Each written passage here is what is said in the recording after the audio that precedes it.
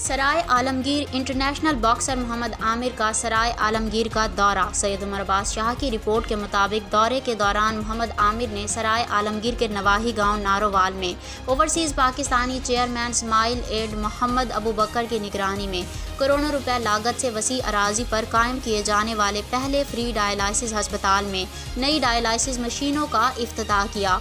इस मौके पर बॉक्सर आमिर खान ने अस्पताल में ज़ेरे इलाज मरीजों से मुलाकात की और गुरबा में सिलाई मशीनें, राशन, व्हील चेयर्स भी तकसीम की। इफ्तिताही तकरीब में international anchor person Mehboob Khan और इलाके भर की मुमताज़ सियासी समाजी शख्सियात समेत अहले इलाका ने कसीर तादाद में शिरकत की, जबकि सिक्योरिटी के सख्त इंतजाम किए गए।